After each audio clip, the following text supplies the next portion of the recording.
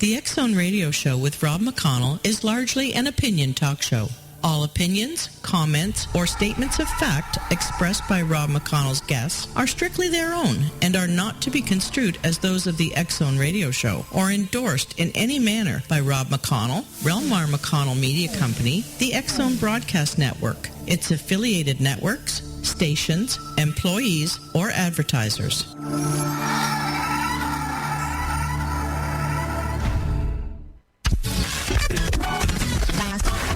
All Hit Radio.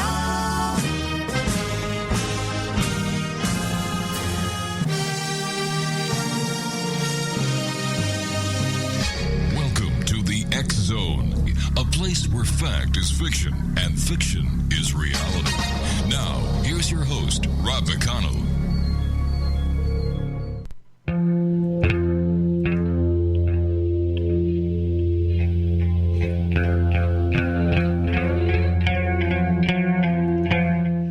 And good evening, one and all, to the X-Zone. I am Rob McConnell, and we're coming to you from our broadcast center in Hamilton, Ontario, Canada. If you'd like to send an email, xzone@xzoneradiotv.com, or if you'd like to send an X-Zone email to me here in our studio@xzoneradio.com. On all social media sites, X-Zone Radio TV, and our radio website at www.xzoneradio.com.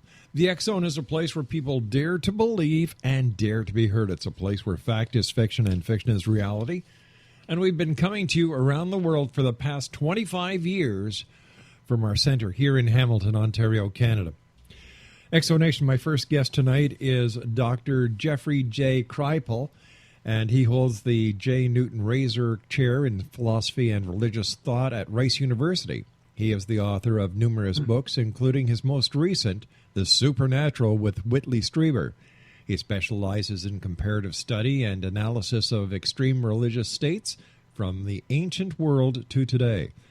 His full body of work can be seen at kripal.rice.edu. And Dr. Kripal, welcome to the X-Zone, sir.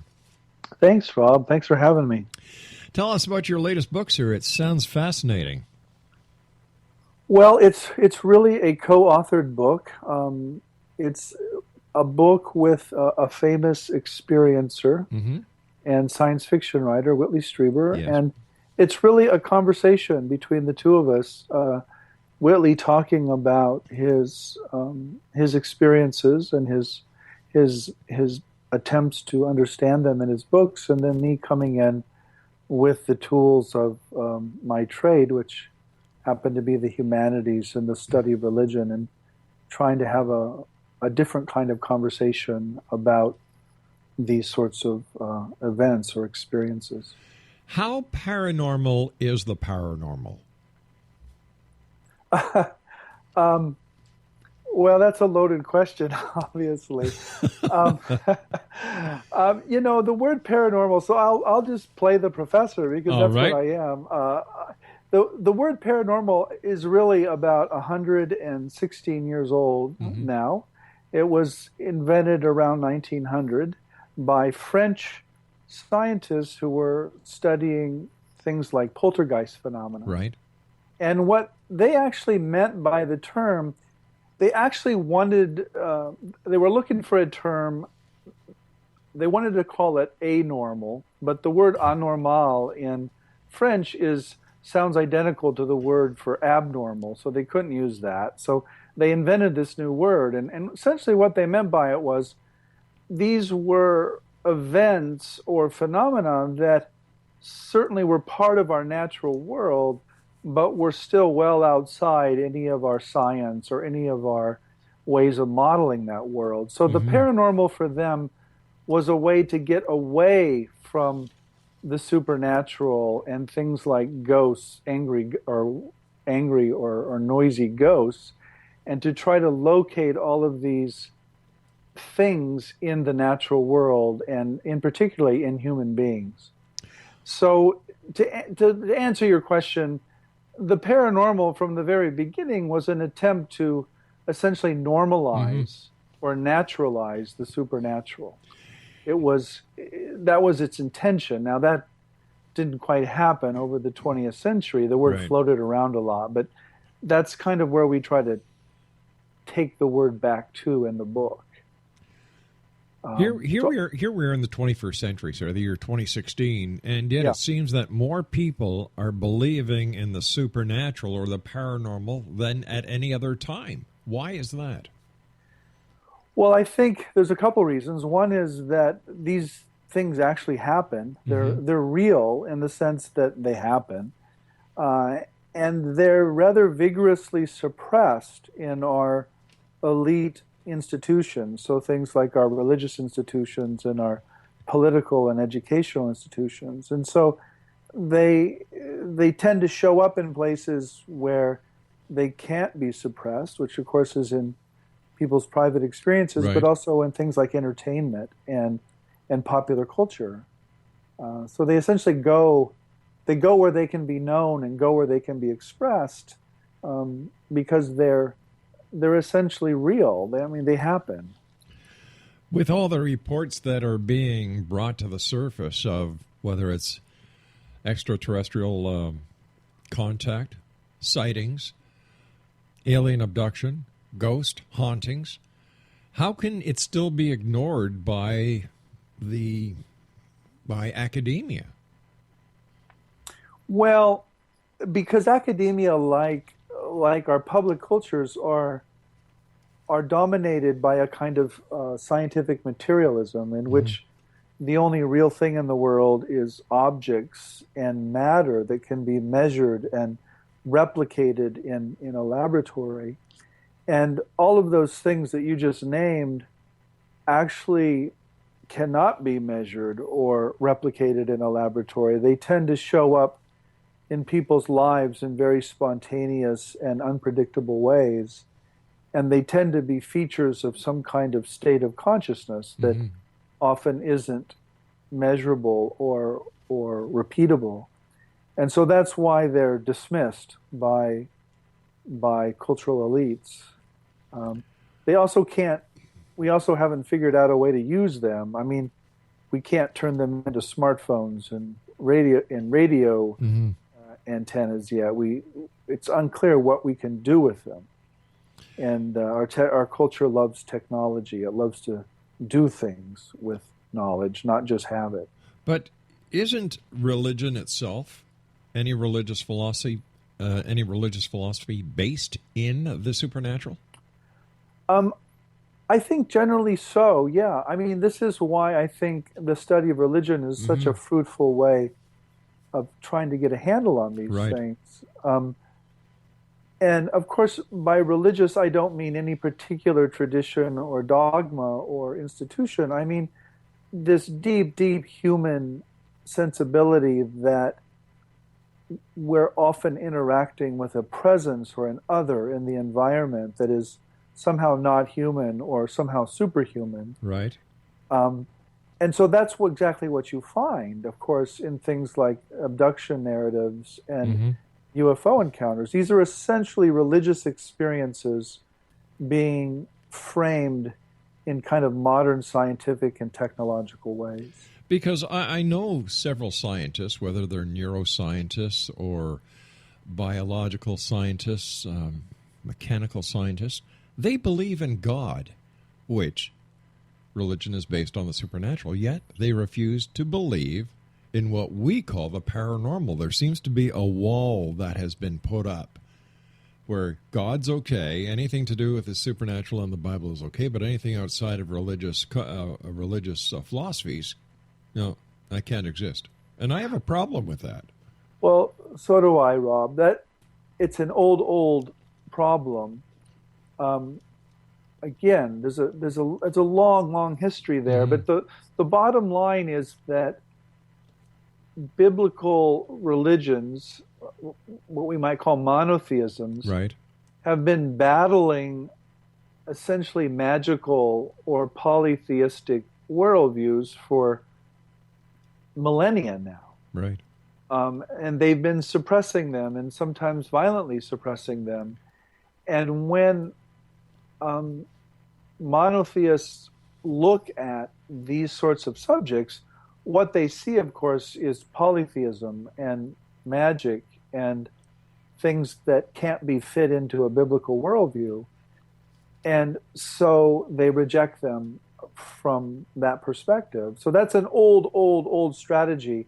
The oldest strategy really in the books is when you encounter something like this, you simply say, well, these are demons doing it.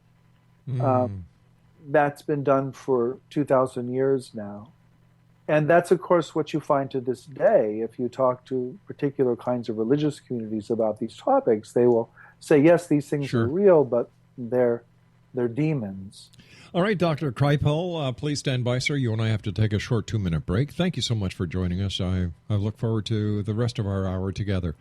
X-Zone Nation, our guest this hour is Dr. Jeffrey Kripal. His website is kripal.rice.edu, and Kripal is spelled Kripal.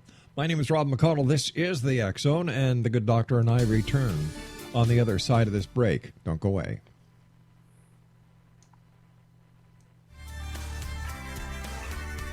You're listening to the X-Zone Broadcast Network, www.xzbn.net. Radio's authority on the world of the paranormal and the science of parapsychology. Celebrating 25 years of broadcasting. Broadcasting around the world and to the great beyond.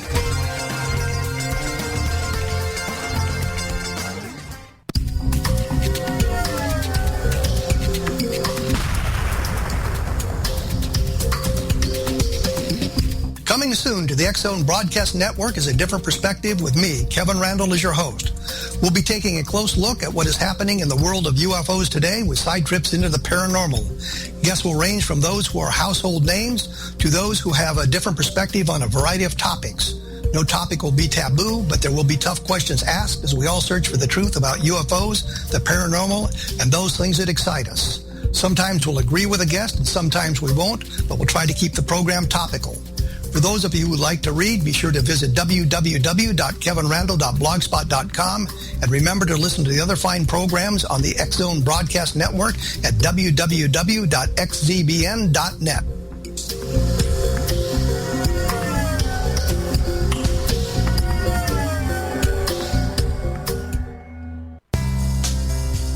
Gibbs A. Williams, Ph.D., is a practicing psychoanalyst, supervisor, researcher, and author in New York City. Much of his life has been dedicated to understanding nature and the uses of meaningful coincidences or synchronicities. His radical and original non-Jungian, non-mystical, non-magical theory of synchronicities illuminates much of the fog surrounding this challenging and perplexing topic. His ideas and manners are fresh, presented in a style that is both entertaining and highly informative. He is also an expert on crisis intervention, specially focused on violence reduction for the police and citizens, mastering anxiety, frustration, and stress without the use of medication, and effectively preventing and treating heroin addiction. Dr. Williams can be contacted at his email address at gwwilliamsny11@aol.com or visit his website at www.drgibbswilliams.com.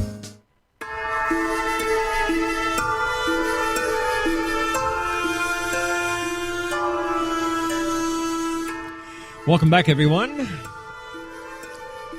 Wow, summer's nearly over. I can't believe it. Where did summer go? You know, I was in a store the other day. They already had the Halloween candies out. And the lady told me that in about 4 weeks they're going to start putting out the Christmas stuff. Man, the world is going crazy. We're going to hell in a handbasket. I think we've got serious problems here, you know.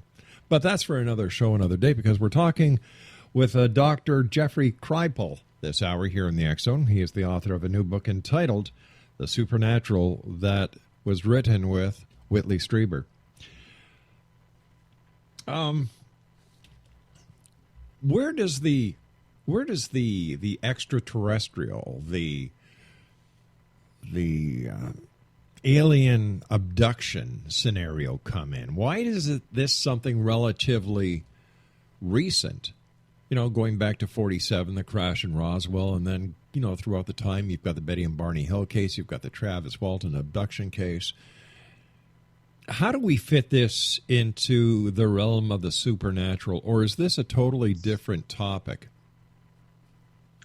Well, I think the alien abduction narrative, in some ways, is new, really originating with the Betty and Barney Hill abduction in the 60s. But in other ways, of course, it's not new at all. People have been reporting various kinds of encounters with beings from the sky for, again, thousands of years. This is religion.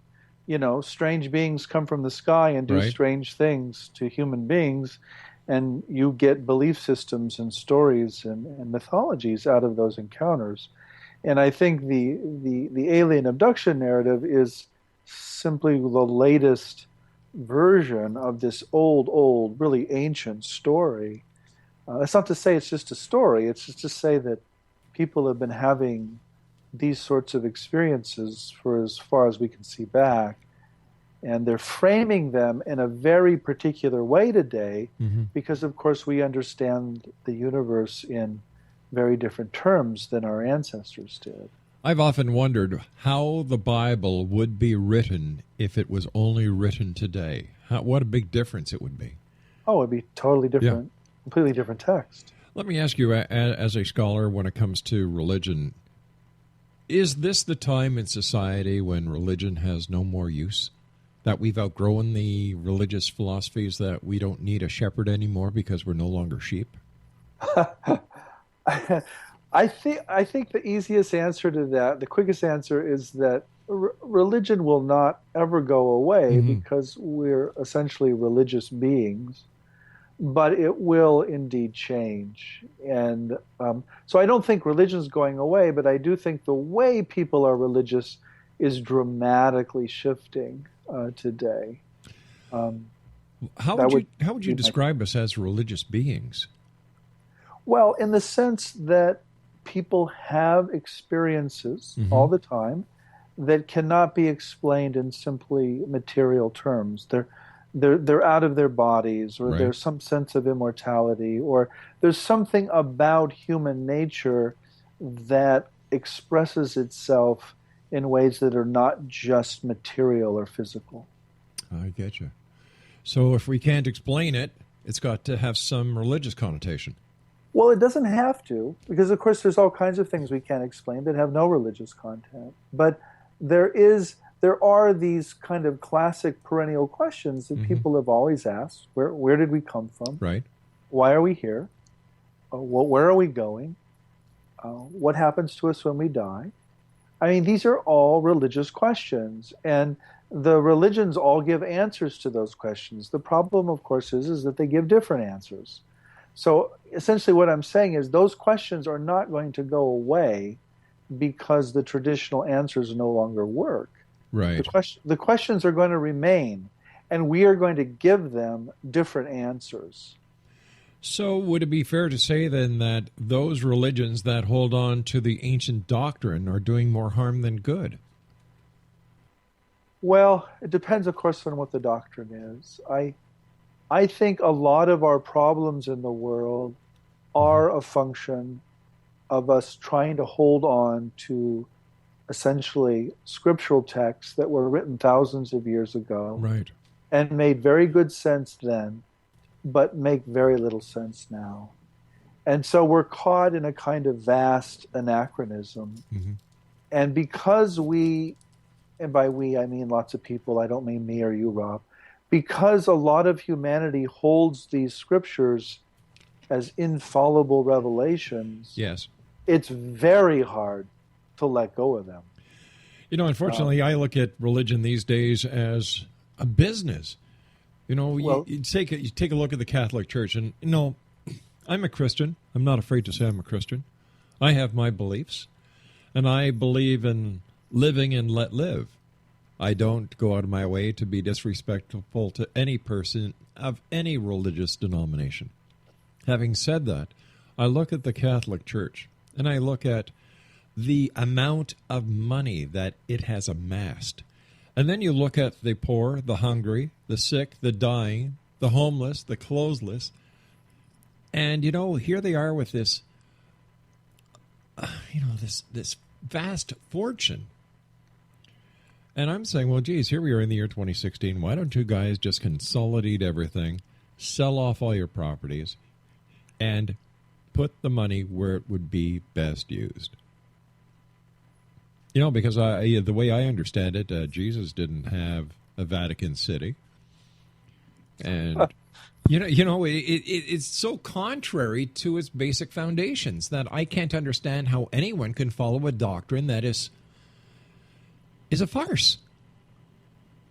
Right. Well, the situation in the States, of course, is much worse than that in some ways. Really? There's a kind of equation between being Christian and being wealthy. So there's a kind of complete conflation of Christianity and capitalism that's gone on for the last 50 to 100 years. So I think that problem runs across. I would just say, look, religions are complex things. They meet a lot of needs that people have. They do a lot of good in the world. Yes. They also do a lot of bad in the world. They're human institutions that are always imperfect. I'm not here, Rob, to defend religious institutions, but I'm not here to dismiss them either. I think, like any human institution, they can be used for good or ill. Sure. So I think it's complex. The bigger question for me is, are the worldviews that our religions have given us, are they still plausible? Do they really work anymore? And I think the answer in many cases is no, they don't. And so then the question becomes, well, do you reform those religious worldviews or do you abandon them and essentially start from scratch? And I think this is actually where the alien abduction narrative becomes interesting, because I think it's an example of the culture essentially trying to start over from scratch and kind of reboot a religious worldview from the ground up. Either that, or because of our technology, because of the advancements we've made since these holy scriptures were written. Let's face it, back then, what was the amount of knowledge that these people had? How would they explain, let's say, an extraterrestrial visitation except through an angel? The Nephilim, those who descended from the skies, and the rest of the stories. Right, but of course the danger here is, so I address this actually in the book with Whitley. Mm-hmm. The danger is yes, we can say that ancient people wouldn't have understood an extraterrestrial visitation and would have framed it in religious terms, which were their terms.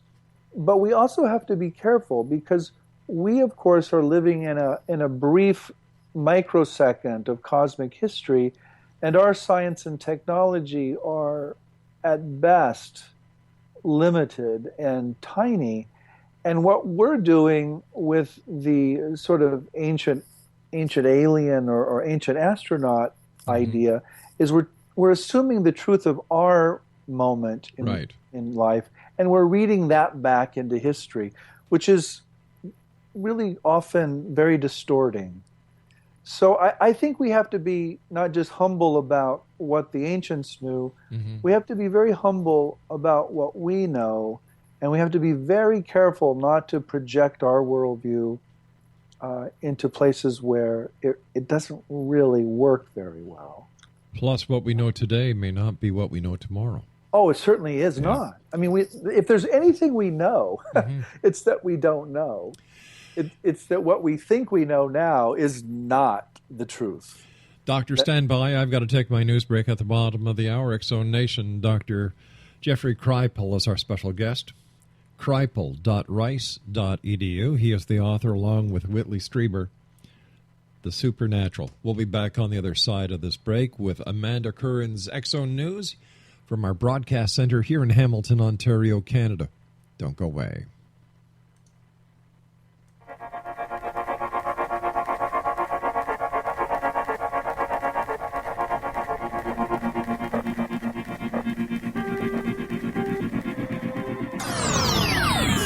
This is News from the X-Zone. I'm Amanda Curran.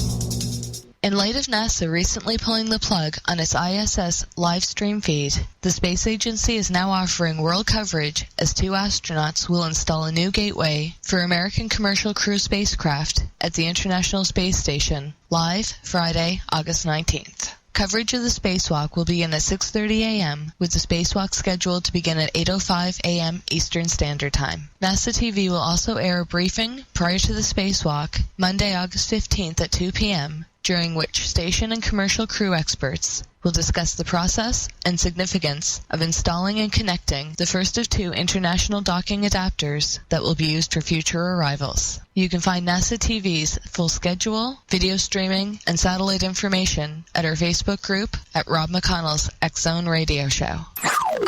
After a record-setting 31 months on the lunar surface, China has officially announced that their first moon rover, U-2, has ceased operations. U-2 touched down on the moon in December 2013, making it the first robot to roll across the moon since the early 1970s, and stunned everyone by extending its expected 3-month trip into a record-breaking 2.5 years plus. A glitch in January 2014 was thought to have been the end, but miraculously, it came back to life the next month. U-2 discovered a new kind of moon rock, and the rover's observations have helped scientists better understand the history of lunar volcanism. Rest in peace, U-2. Thank you for your contribution to space and humanity. Where one life ends in space, another is remembered. As the tradition continues, NASA has just transmitted the happy birthday song to the Curiosity rover on Mars, marking its 4th year on the red planet. NASA technicians had decided on Curiosity's first birthday to program one of its vibrating science instruments to play the tune to the rover, not only to celebrate the occasion, but just in case anyone nearby may have been within hearing range. You can check out the video on our Facebook page, Rob McConnell's X-Zone Radio Show, but viewer discretion is advised. It's actually pretty sad. I'm Amanda Curran, news from the X-Zone.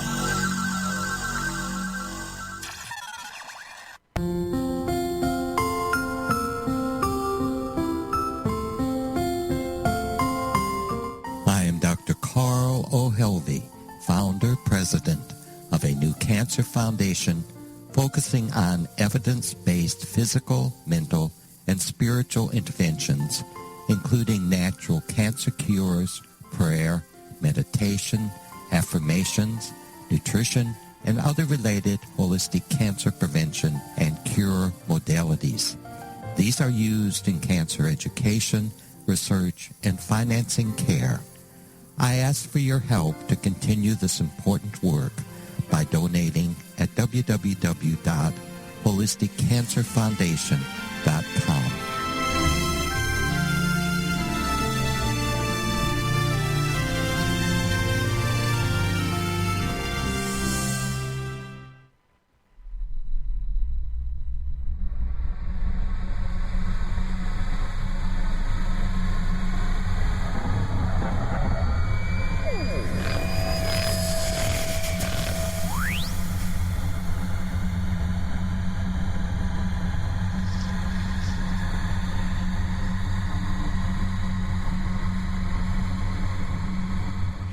And welcome back, everyone. Dr. Jeffrey Kripal is our special guest of this hour. We're talking to the good doctor about his new book, The Supernatural, A New Vision of the Unexplained. Dr. Kripal's website is kripal.rice.edu. The title of your book, The Supernatural, A New Vision of the Unexplained. What is the new vision of the unexplained as you and Whitley see it? Well, the secret is in the main title, The Supernatural, which when we say it is a bit confusing because it's actually 3 words in the book, the supernatural. Right. And essentially the new vision is an attempt to argue that what historically we've thought of as the supernatural one word is in fact natural, but also real, also super, also fantastic.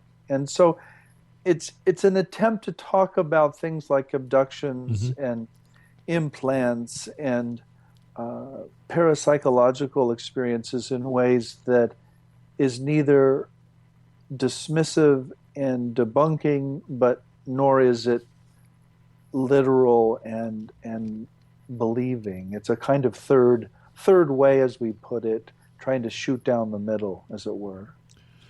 Let's talk about implants for a moment. Years ago, Dr. Roger Lear and Daryl Sims, they were all over the media with alien implants. I don't know when the last time was I heard anything about an alien implant. I don't know when the last time I heard anything about an alien abduction was. Cattle mutilation, the chupacabra. It seems that the paranormal comes and goes. And I think a lot of it has to do with the new generations getting onto the internet and Googling and finding about this world of the paranormal, the supernatural, the strange, the weird, the bizarre. So how do we explain the fluctuation within the different realms of the paranormal or the supernatural? And let's use the example of implants. Well, I think there's essentially two answers to that, Rob. Okay. One is that the occurrences of things like implants or UFOs or abductions is entirely consistent, and it doesn't ever really change or go up or down. It's happening all the time, all over the world. What changes is the media attention or a particular culture's willingness to look at one of these things. Right. So, for example, I've talked to people who had a near-death experience 30 years ago, and they wouldn't talk to anybody about it for 30 years. Sure. So what you have there is a culture that is essentially keeping the lid on something that's happening all the time, and it's not declining at all. It's just there's a lid on it. So that's answer one. The second answer is more interesting, and I think a bit loopier in a good sense, and that is that when a culture attempts to keep a lid on these things, it actually succeeds, and fewer people have these experiences. In other words, the cultural disbelief in a particular phenomenon actually suppresses the phenomenon in that culture. And so I think that's another way. And in that situation, you would see spikes and declines in a particular kind of event, depending on the cultural moment and whether it's willing to imagine such a thing or not. When you look at what's happening today within the UFO community, you have part of the UFO community that is out just trying their very best to get disclosure, to try and get the truth out there. You've got another part of the UFO community that is doing their best to actually bring proof to the public that these really do exist. Then you've got the alien abduction people. And I'd like to know, Doctor, is it possible? Now, we all know that war veterans are coming home with PTSD. We know that police officers and first responders suffer from PTSD. Is it possible that alien abductees also suffer from a PTSD type of... Rob, can you clarify that? Do you mean to say that abductees have PTSD because of their abduction, or are you suggesting they have the abduction experience because they have PTSD? No, sir. I was meaning that the abductees have the PTSD after their abduction because of the psychological trauma that they go through. Yeah, I think that's very likely. I think a lot of these experiences are extremely traumatic. With all the information that is getting out there to the public, on the internet, on the reality TV shows, Hollywood, how can we say with any degree of credibility that, people are staying in the closet because the information is not getting out there, that they're going to be looked at as if they had 3 eyes, 2 heads, and 14 hands? Like, we're not back in the early 60s. We're here in the year 2016. I for one, saw a big change when the X-Files hit Fox TV. It was, it was okay to talk about UFOs. It was okay to talk about alien it's okay. abductions. So here's the trick, though, Rob. Doctor, are you there? Are you there, Rob? I am, sir. Okay, you broke up. Okay. I'm sorry. I'm not sure that there is still sufficient acceptance to talk about these things. It's okay to talk about all of these things as long as you're in the entertainment world or you're treating them as fantasy or fiction. What is not okay is to come out of the closet and say these are real in some sense and that we need to integrate these into our public worldview. Anyone who says that will immediately be dismissed and made fun of, I think. But when you look at what's happening... I'm sorry, sir, go ahead.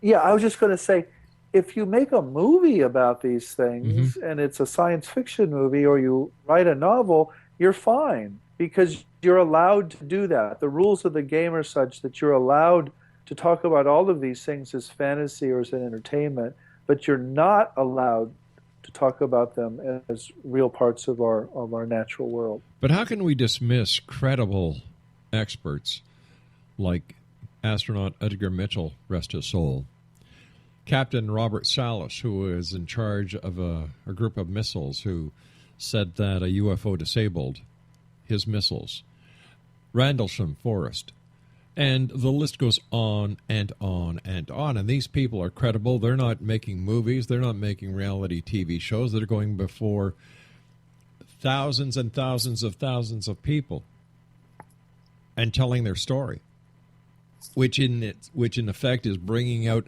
thousands and thousands of people sharing their stories. So how can we say that, that only if it's science fiction or only if it's a movie are these areas ever talked about? I see them opening up wide. Well, please hear me. I'm not saying I agree with this. I'm just trying to understand it. People often ask me how it is that I'm a professor at a research university and I can talk about things like UFOs. And my answer is very simple. It's, well, I'm a professor of religion that nobody cares about and nobody thinks we know anything.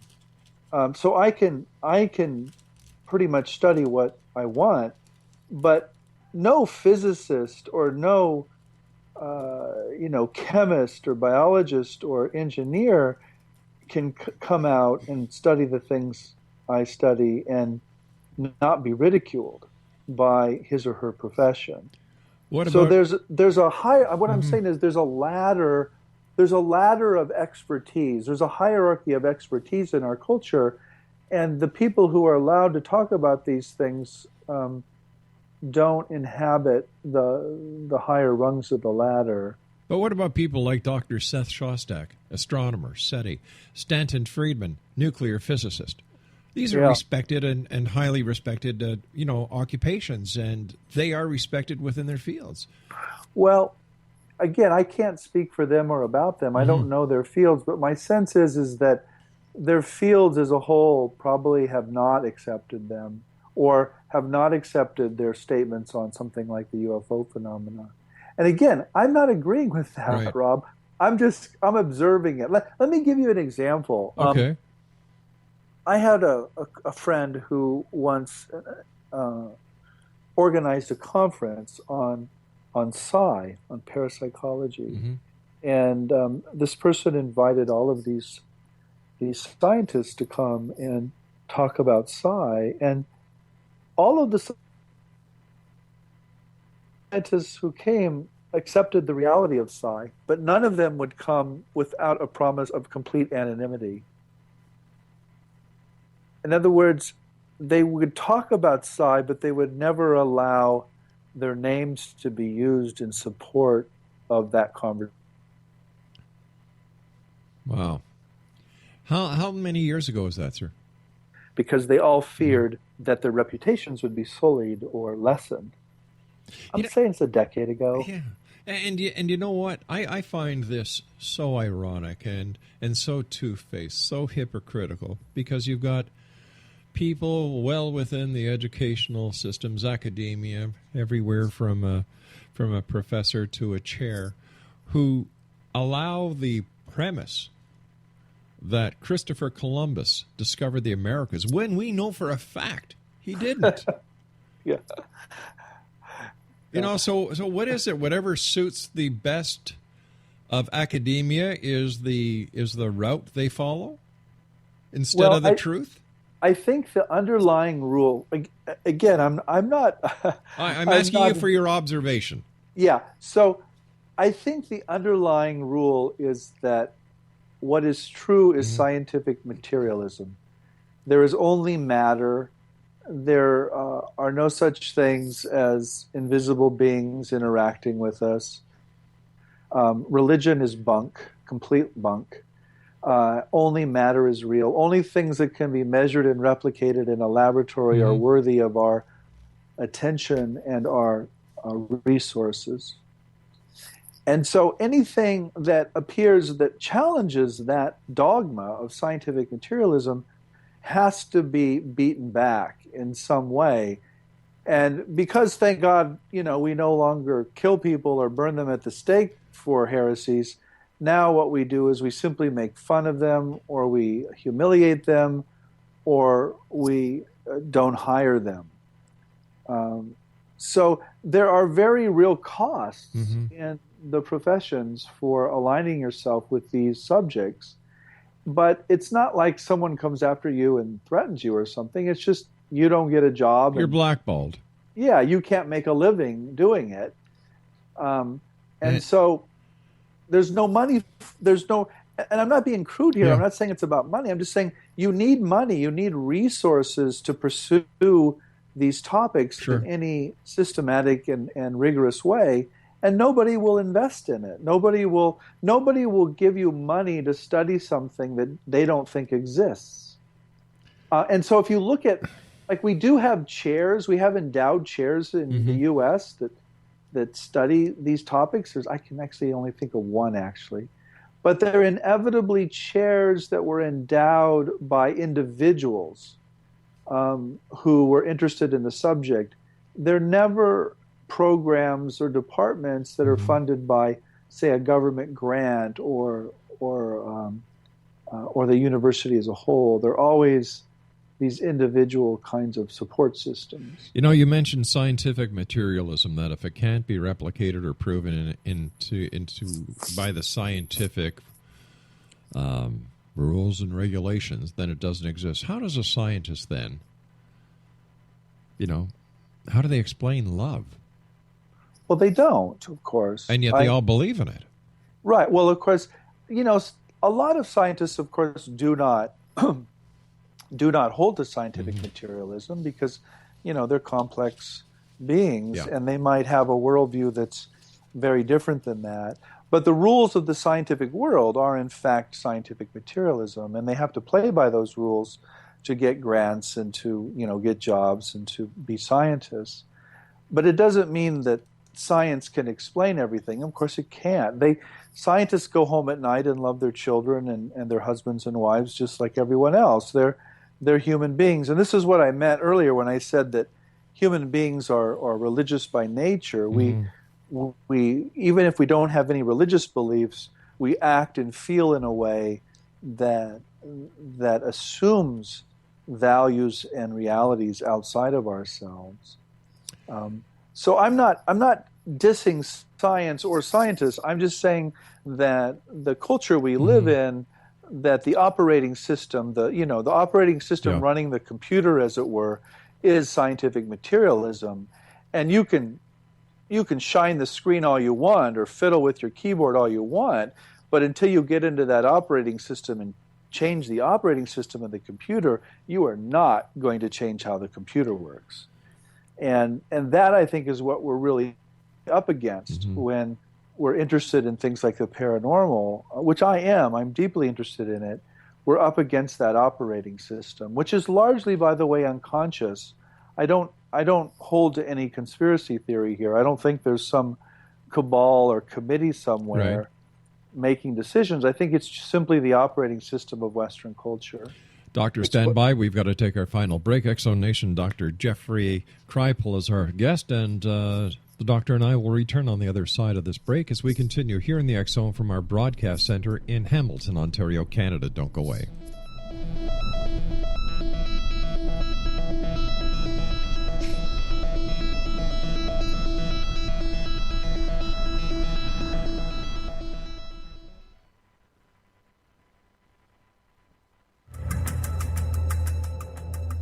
Modern Esoteric, Beyond Our Senses by Brad Olson, consummates the lifology story about where humanity originates.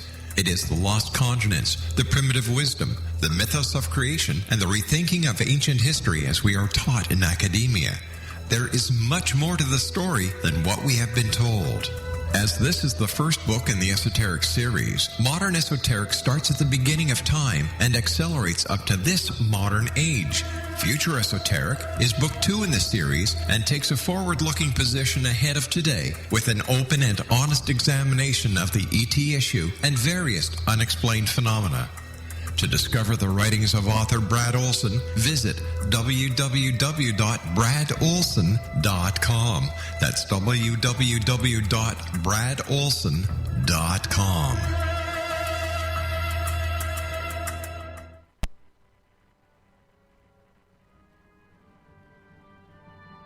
Why is Egypt in tumult? Mahmoud Ahmadinejad became president of Iran in August 2005. Few know that he was the ringleader in the 1978 U.S. Embassy siege. The Tehran siege released the virus of Shia fundamentalism. It lasted 444 days. But that number, 444, has been seen before because the pact between Hitler and Mussolini lasted precisely 444 weeks. So could events on Earth be driven by some invisible power working with numbers? In the book, The Genesis Grid, it is proved incontrovertibly that a set of 6 simple numbers is found in 11 places across the Bible. An ancient prophecy of 2 colliding kingdoms, one in Europe and one in the Middle East, is unfolding now. Powers alien to this planet have written the future already. Find out more in The Genesis Grid.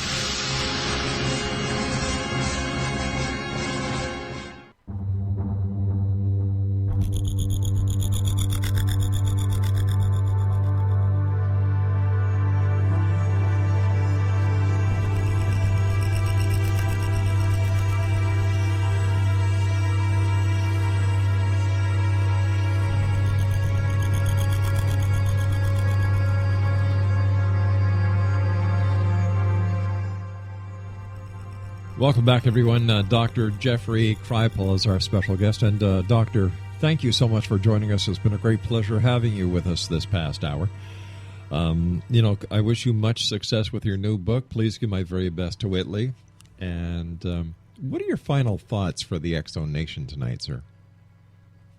I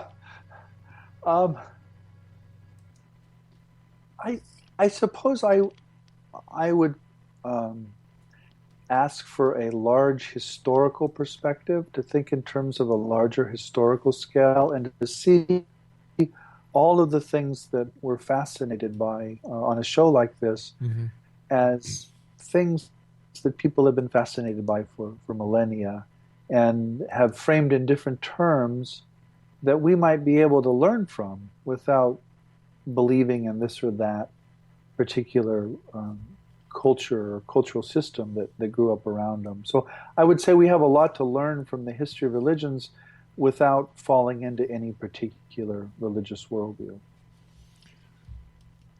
One quick question before we have to say so long. We've got about 3 minutes. The New World Order.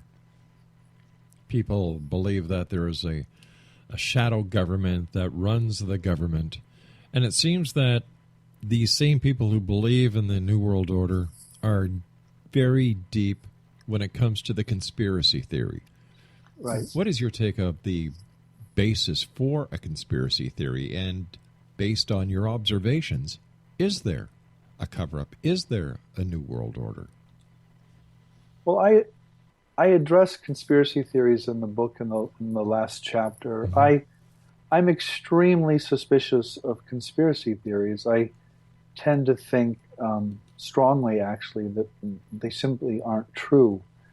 Having said that, I think conspiracy theories fulfill a lot of functions. They make people who have them feel like they have some special knowledge.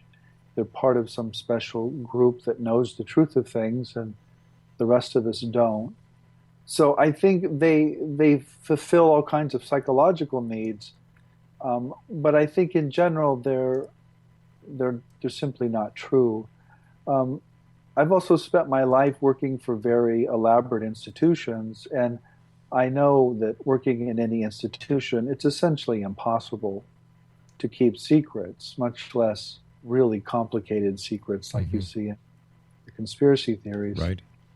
So I'm suspicious. It's not to say that there are no conspiracies, that there are no forces in the world that are secret. Of course there are, but I am not a conspiracy theorist. I think the New World Order talk, I think that's all essentially code for globalization and really the fear of globalization, which in some ways is a very genuine and understandable fear. The world is becoming smaller, cultures are becoming more and more interrelated, and as a result of that, our local cultures are being challenged and in some cases compromised. And I think those are all really understandable sufferings and fears that people have. So I think we just need a better conversation about globalization and why it's not this evil thing that kind of conspiracy theory makes it out to be. So to wrap it up, could we actually then say, based on your observations, that the paranormal is quite normal? Absolutely. I mean, I think that's what we meant by the supernatural. The supernatural is natural. The paranormal is normal. Where can people buy your book, sir? Well, anywhere, any bookstore, on Amazon, really anywhere. It's widely available. So any bookstore or Amazon.